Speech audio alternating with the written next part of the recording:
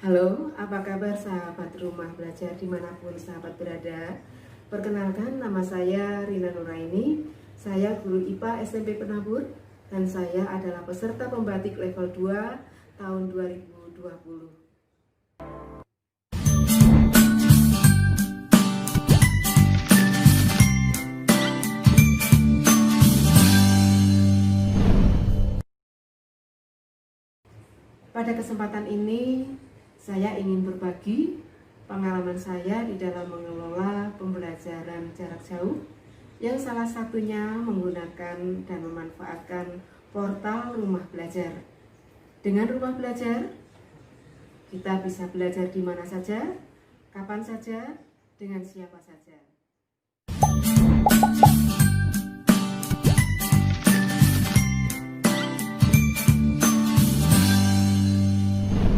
Sahabat, rumah belajar merupakan portal pembelajaran daring yang dikembangkan oleh Kementerian Pendidikan dan Kebudayaan Republik Indonesia. Sedangkan konten-konten yang ada di dalamnya disajikan dalam bentuk audio, video, gambar maupun animasi yang disajikan secara interaktif. Sedangkan alamat rumah belajar yaitu belajar.kemdikbud.go.id atau kita bisa menginstalnya melalui Google Play Store.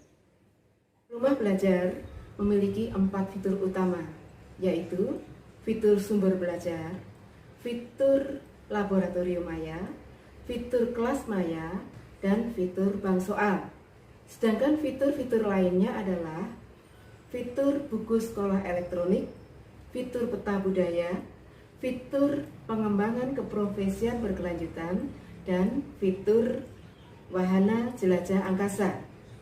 Oleh karena itu, portal rumah belajar sangatlah bermanfaat dalam mendukung proses pembelajaran di sekolah, terutama di saat peserta didik harus menjalani pembelajaran dari rumah seperti saat sekarang ini.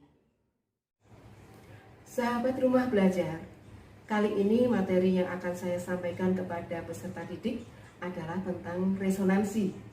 Sedangkan model pembelajaran yang akan saya gunakan adalah model pembelajaran Discovery Inquiry. Adapun sintak-sintak yang ada dalam model pembelajaran ini adalah 1. Stimulus, 2. Identifikasi masalah, 3.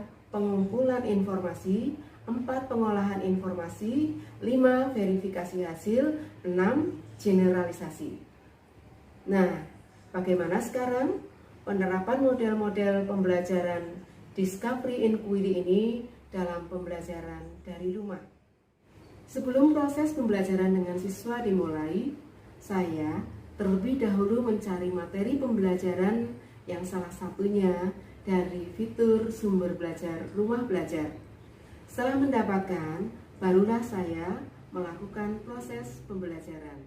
Pada tahapan stimulus, saya mengirimkan video tentang beberapa peristiwa yang berhubungan dengan resonansi dan mengajukan pertanyaan yang merangsang peserta didik untuk memiliki keingintahuan yang lebih terhadap materi yang akan dipelajari. Karena jumlah siswa kelas 8 hanya 8 orang, maka saya bagi menjadi 4 kelompok. Pada tahapan identifikasi masalah, peserta didik diberi kesempatan untuk merumuskan pertanyaan-pertanyaan yang berhubungan dengan peristiwa resonansi yang ditayangkan dalam video. Setiap peserta atau setiap kelompok berkomunikasi melalui aplikasi WhatsApp. Pada tahap pengumpulan informasi, peserta didik mencari informasi terkait pertanyaan yang telah mereka rumuskan ataupun juga pertanyaan yang saya ajukan kepada mereka. Peserta didik dapat menggunakan fitur sumber belajar dari rumah belajar dan M-Edukasi. Juga dapat menghubungi sumber-sumber lain, misalkan kakak kelas mereka, dengan wawancara melalui chatting. Pada tahapan berikutnya, yaitu tahapan pengolahan informasi. Peserta didik mengolah informasi yang telah mereka dapatkan dari berbagai sumber, dan menyiapkan laporan dalam bentuk slide PowerPoint. Pada tahapan yang kelima, yaitu tahapan verifikasi.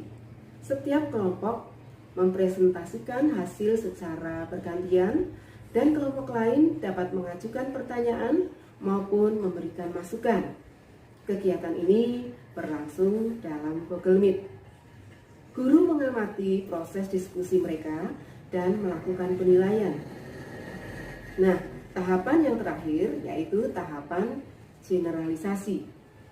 Peserta didik beserta kelompoknya merumuskan kembali hasil diskusi mereka, ditambah masukan-masukan dari kelompok lain. Dan guru menjawab pertanyaan siswa yang belum atau kurang dipahami dari materi yang sedang dibahas.